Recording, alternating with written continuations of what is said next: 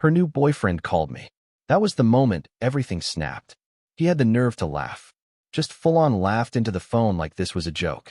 "You really thought she'd stay with you, huh?" he said, voice slick like grease. "Man, she's with a real guy now." I didn't yell, didn't curse, just smiled and said, "Check the house deed again," and hung up. 15 minutes later, my phone buzzed again. This time, he was screaming.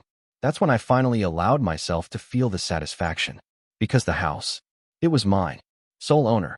The princess had packed up her things 2 weeks ago without a single word.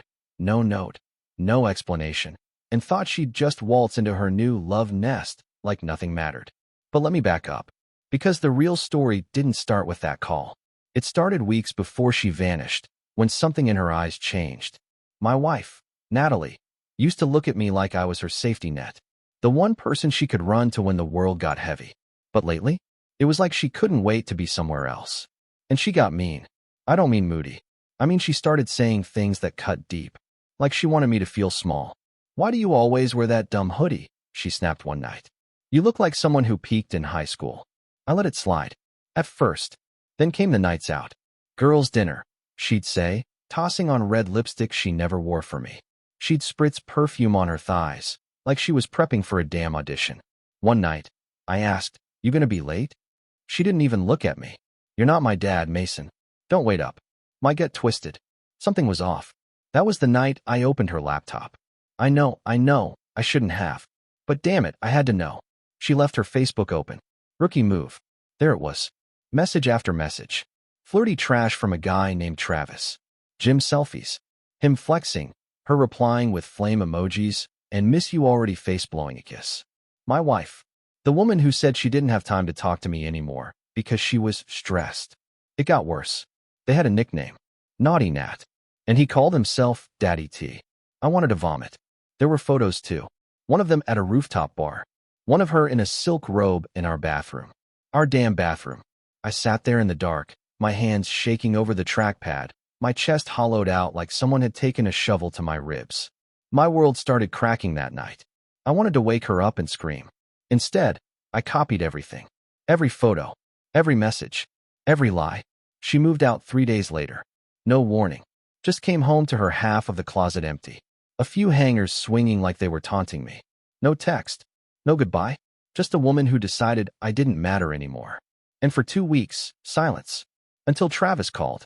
And oh, the rage in his voice when he found out the house she thought they'd play house and was legally mine. He called back again and again. Voicemails filled with threats, pathetic whining. Said she told him she owned half of everything. Said they were going to renovate the guest room into a nursery. I sat there, staring at my phone, remembering how Natalie once cried in that same room because we couldn't conceive. She sobbed in my arms, telling me she couldn't imagine having a baby with anyone but me.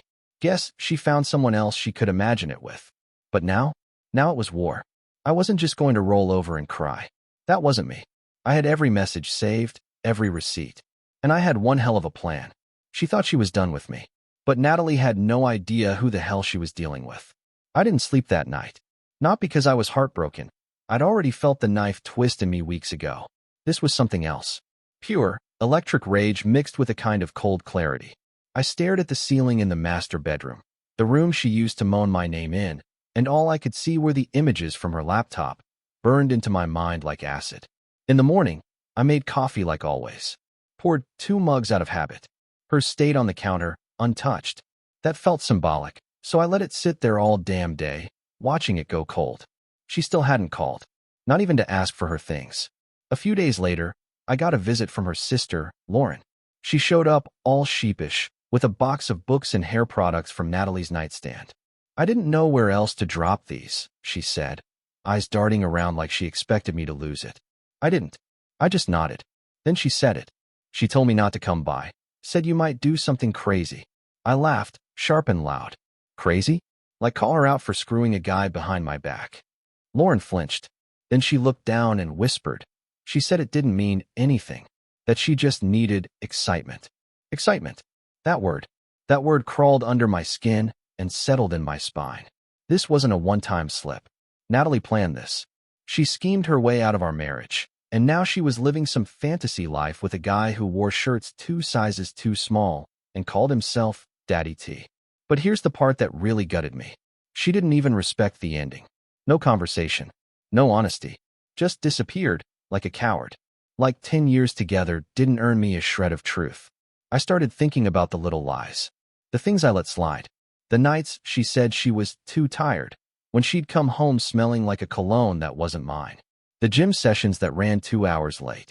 The sudden interest in lingerie she never wore for me. And I hated myself for how blind I was. For how hard I fought to make things work when she had already checked out. That weekend, I got another message. Not from her. She was still radio silent. But from an unknown number. Bro, I didn't know she was married. I'm sorry. She told me you were separated months ago. It was Travis. I stared at the text, rereading it 5 times. She lied to him too. Lied to both of us. Played us like we were fools in a game she thought she was winning. I didn't reply. I didn't need to. I'd already started prepping my revenge. See, Natalie thought I'd be the quiet one. The boring husband who fades into the background. She thought I'd cry, maybe beg, maybe go to therapy and blame myself. Instead, I opened a new folder on my desktop. N's greatest hits. Screenshots. Voice memos. Photos. GPS logs from the car she didn't know I tracked. And most importantly, messages between her and his wife. Oh yeah, Travis was married too. Cute little girl, even. Found her Facebook, saw the birthday photos. Made me sick. So now I had 2 cheaters, 2 wrecked homes, and one hell of a story. The only question was, who should I destroy first? Because Natalie didn't just cheat on me. She declared war. And I never lose. I started with the envelope. No dramatic letters, no threats. Just a simple manila folder. Inside, printed screenshots of her messages, timestamps, photos, and one particularly disgusting message where she joked about how easy I was to manipulate. That one, I highlighted in red. I mailed it straight to Travis's wife. 3 days later, she called me. She didn't cry. She didn't scream. She just said, "Thank you," in the calmest voice I've ever heard. There was something deadly in the way she spoke, like a storm about to hit land. She hung up without another word. That same night, Travis called me again, but it wasn't to scream. He was panicked. "You talked to my wife?" "What the hell, man?" I didn't answer right away. Let the silence breathe. Then I said, "You should have stayed in your lane." And I hung up. The next morning, Natalie finally texted me for the first time since she left. "Natalie, you're seriously being petty now?" Petty. Like she hadn't just napalmed our entire life and moved on without a single ounce of remorse. Like I was the unreasonable one for not rolling over and taking it. I didn't reply. She followed up 10 minutes later. "Natalie, we should talk." I stared at that message for a long time, then tossed my phone on the couch. An hour later, the doorbell rang. It was her, wearing a smug look and holding an empty box, like she was just here to pick up leftovers from a dinner party. "I need my stuff," she said flatly. I didn't say a word, just stepped aside and let her in. She walked through the house like she still owned the place. Paused by the hallway mirror to check her lip gloss. Scoffed when she saw her old shoes lined up neatly in a bag. "You really packed everything like I'm not coming back?" she said, one brow raised. I finally looked at her, and it hit me how cold she really was. No apology, no emotion, just entitlement. "I thought it was clear you already left," I said. She rolled her eyes. "Jesus, Mason, grow up. People cheat. It happens. Doesn't mean we can't figure something out." I laughed. Couldn't help it. It just burst out. "Figure something out? You moved out without a word. You had another man in our bathroom. You lied to everyone, including him. And now you want to talk about working things out."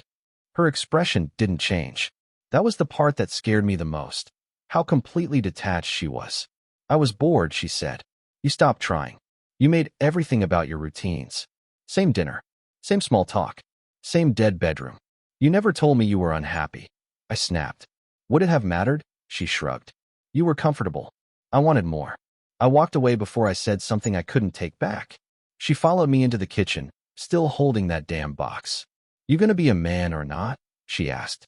"Because right now, you're acting like a bitter ex." I turned to her slowly. "You really think I'm bitter?" She smiled. "You sent everything to Travis's wife. You track my location. You're spiraling." I stared at her, then reached for the drawer, pulled out another folder. "Then you won't mind if I add this to the court file." Her eyes flicked down. What's that? Proof, I said. That you emptied our savings account 2 weeks before you left. That you tried to transfer the deed of the house to your name online using my info. That you lied on every financial doc you touched. Now she looked nervous. You wouldn't, she said quietly. I stepped closer. You came into my life pretending to be something real. You left without a word. Then you sent your clown boyfriend to mock me. You have no idea what I'm capable of. She stood there frozen, the box dangling in her arms. Then, she dropped it. I'll see you in court, she hissed. I smiled. I'll see you ruined. She slammed the door on her way out like it made a difference. Like she still had power here. The sound echoed through the house, but I just stood still in the kitchen, watching her box spill across the floor, some perfume, an old photo of us from Cancun, and a tangled mess of lingerie she never wore for me. I picked up the photo. We were smiling, arms around each other on the beach. Her lipstick was smudged from kissing me, her hair wild from the wind. I remembered thinking that day, man, I'm lucky. I wanted to tear it in half, burn it, but I didn't. I shoved it back in the box and kicked the whole thing to the corner of the room. That night, I couldn't sleep again. Not because of the betrayal. I was getting numb to that, but because of the next move. She wasn't done. Natalie wasn't the type to walk away quietly. I could feel it, and I was right. 3 days later, I got a visit from the police.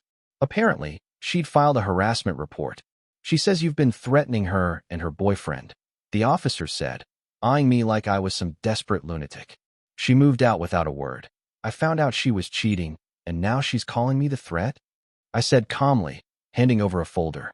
Here's a printed copy of every message, every bank statement, and the deed to the house. You'll want to take a look at that. They did. Their tone changed real quick. She mentioned he was living there now. The officer said, flipping through the pages. I nodded. Squatting in a house he doesn't own, yeah? That's not going to end well for him.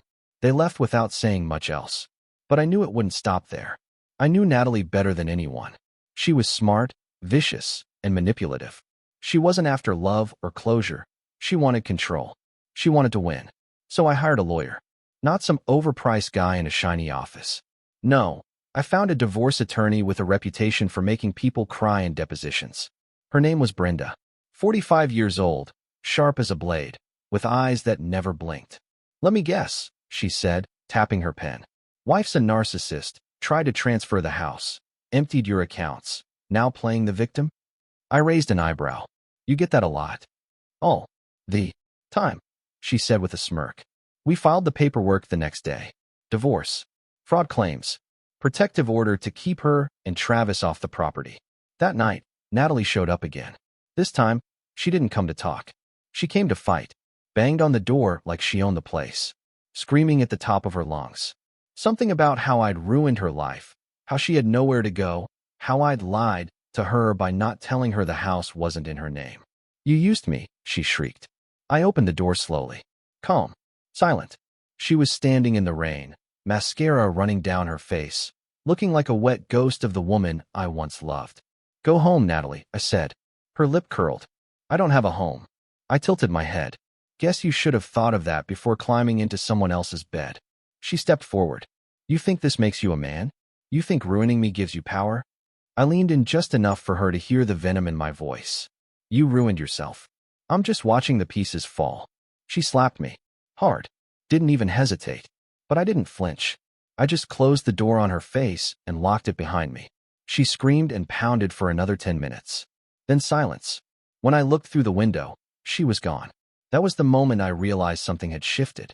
I wasn't angry anymore. I wasn't hurt. I wasn't broken. I was just done. She could spiral all she wanted. She could cry and curse and claw at the walls. But she couldn't touch me anymore. She'd already lost. And deep down, I think she knew it. A week passed. No knocks. No calls. No drama. It was quiet. Too quiet. I knew her. Natalie never walked away without dragging something behind her. And sure enough, just when I started thinking maybe she'd finally accepted it was over, a letter arrived. Not an email, not a text, a printed letter, in her handwriting, which almost felt nostalgic for a second until I read the damn thing. She wrote that she forgave me. Let that sink in. She forgave me. Said she understood I was acting out of hurt, that I felt small and needed to reclaim power because I'd always been insecure. She even had the nerve to say she wished me well and hoped I'd eventually find peace. I almost laughed myself sick. This woman tore our life apart, mocked me through her boyfriend, drained our finances, tried to flip a house deed. And now she was playing Mother Teresa in cursive? But here's where it gets worse. At the bottom of the letter, in perfect black ink, she wrote, P.S. I'll be dropping by to pick up my dog. Our dog. Except he wasn't hers. Not legally. Not emotionally. That dog only ever waited at the door for me. Slept on my side of the bed. Followed me from room to room like a shadow. She never fed him. Never walked him. Hell, she didn't even know his vet's name. So when she showed up again 2 nights later, I was already standing on the porch. The dog sat beside me, ears low, body stiff. She got out of her car slowly, heels tapping the pavement like a bad movie. You don't need to make this dramatic, she said, folding her arms.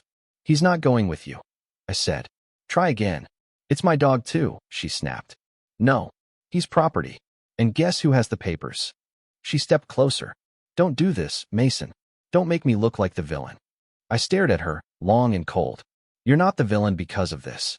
You were the villain the day you started lying with a smile on your face. That hit her. Her face twitched for a split second, and for the first time, I saw something behind her eyes that looked almost human. She looked down. You think I didn't love you? I tilted my head. I think you loved the version of me that needed you more than you needed him. But once I stopped chasing, once I stopped begging, you got bored. She didn't deny it. Just stood there in silence. Then she tried the guilt card. You know I'm not doing well. I've been sleeping in my car. Travis cut me off after his wife kicked him out. I don't have anywhere. I sighed. Not with sympathy. With exhaustion. You lit your own fire, Natalie. And now you want me to help you put it out? Nah. You don't get that from me anymore. Her voice cracked. You loved me. I loved a lie. She didn't say anything after that. Just stood there, breathing heavily. Mascara already starting to run again, like she hoped I'd cave just one more time. But I didn't. I turned around, walked back inside, and closed the door. That night, I finally slept. Deep, dreamless, quiet. In the morning, I woke up to find the dog still curled beside me, tail thumping once when he saw I was awake. I reached down, scratched behind his ears, and whispered, She's not coming back. And for the first time in a long time, I felt okay. Not fixed, not healed, but free. 2 weeks later, I got another call. Not from Natalie, not from Travis. This one was from a blocked number, and against my better judgment, I answered. Hey Mason, a woman's voice said. Soft, nervous. I don't know if this is appropriate, but I thought you should know. It was Travis's wife. Her name was Hannah. She told me she found my number on one of the documents I mailed. Said she didn't want to make things more complicated, but she needed to talk to someone who actually understood. He said it was a mistake, she whispered. He's trying to come home. Begging. I waited. She hesitated. Then, he told me Natalie's pregnant. My jaw clenched. The world froze for a beat. Pregnant? It felt like someone had jammed a metal rod into my chest and twisted. And yet, at the same time, nothing. No shock. Just this heavy, sinking feeling that the nightmare had decided to get one last punch in before fading out. Did he say it was his? I asked, voice low. He claims it is. She's posting cryptic stuff online, like she's proud of it. Hasn't said your name, but she keeps making these dramatic posts about abusers and freedom. I'm sorry, I just thought you deserved to know. I thanked her, told her she didn't owe me anything. Then we hung up. I didn't move for a long time. Just sat at the kitchen table, staring at the wood grain, replaying every moment of the past year like a slideshow I didn't ask to see. Natalie, pregnant, with the man she cheated on me with. That should have destroyed me, but it didn't. It just felt like the last page of a story I didn't want to be part of anymore.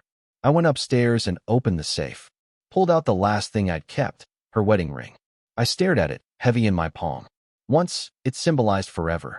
Now, it was just a tiny circle of polished lies. I drove out to the lake where we'd taken our engagement photos. Sat on the dock, let the wind hit me, and I threw the ring as far as I could.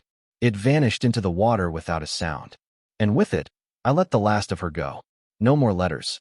No more revenge. No more hoping she'd wake up one day and regret it all. I was done hoping. In the following weeks, I rebuilt quietly. Kept my head down. Went back to the gym. Started cooking again. Real food, not frozen crap eaten in front of a TV. I met people, laughed more, smiled without it feeling forced. I even went on a date, just one. Nothing serious. Just a walk, some coffee, and conversation that didn't feel like a performance. And I didn't talk about Natalie. Not once. She'd taken enough space in my life. Then, one afternoon, I got a letter in the mail. From her. Again. This one was different. It wasn't smug or cruel or manipulative. It was short. Mason, I messed up. In every possible way. I don't expect you to forgive me, and I don't need you to say anything back. I just wanted to say I'm sorry. I lied to you. I hurt you. I destroyed something beautiful. I never deserved you. I hope one day you find someone who does. Natalie. I didn't cry. Didn't feel vindicated. Just folded the letter neatly, slid it into a drawer, and never touched it again. Some wounds don't bleed. They scar. But scars are tough. They remind you that you survived. And I did. I survived her. The seasons started to change. Summer faded into that crisp, golden edge of fall. Cool mornings, leaves curling at the edges, and the sky taking on that soft gray tone that makes everything feel quieter. It matched where I was internally. Still. Calm. Not healed exactly. But no longer bleeding. And then, right when I thought the past had finally stopped knocking, I got another visitor. It was a Sunday afternoon. I'd just come back from the farmer's market, the dog trotting beside me, happy as hell about a paper bag full of smoked jerky. I'd bought more for him than for myself. I barely stepped onto the porch when I saw a familiar figure standing at the end of the driveway. Natalie, wearing sunglasses and a long coat like she was walking out of a movie scene. Only she didn't look like a lead character anymore. She looked tired, pale, smaller somehow. I didn't say anything, just stood there. She took off her glasses, revealing puffy eyes. No makeup this time, and definitely no fake smile. I shouldn't have come, she said, voice rough. No, you shouldn't have, I replied. There was a long pause. Then she looked down, like even facing me took effort. I lost the baby, she said softly.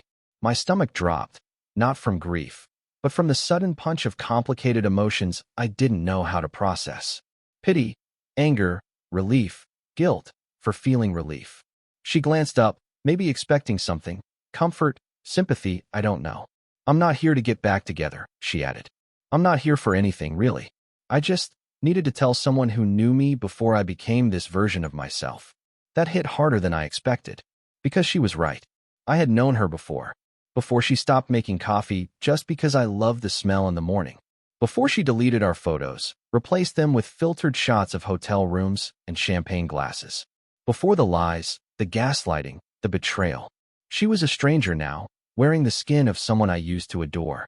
I sat down on the top step of the porch. She didn't move closer. Just stood there on the gravel, eyes red. I'm not going to say I'm sorry again, she said, voice low. Because I've already said it, and it probably doesn't mean anything anymore. It doesn't, I said. Not cold, just honest. She nodded, lips tightening. Just take care of yourself, Mason. I looked at her one last time. And this time, I didn't see the woman who wrecked me. I didn't see the bathroom selfies or the late-night texts or the girl who ran off chasing gym muscles and dopamine. I saw someone broken. Not because I wanted revenge, but because she did it to herself. You too, I said. She turned, walked back to her car, and drove away. No screaming. No begging. No twisted last-minute pleas. Just silence. After that day, I never saw her again. The rest of my life began to take shape slowly, like a photograph developing in a darkroom. Quiet mornings. Long runs. Friends I hadn't talked to in months checking in. Laughter that came without effort. And peace. It didn't arrive all at once. But it came. Not because I got revenge. Not because I made her pay. But because I finally stopped needing to understand why she did it. The truth is, sometimes there is no reason. Some people just break things. Even beautiful things. Especially the ones they never deserved in the first place. I moved on. Not in the way people post about online. New girl, new car, fake smiles. I moved on in the way that matters. By rebuilding the parts of me that she never got to destroy.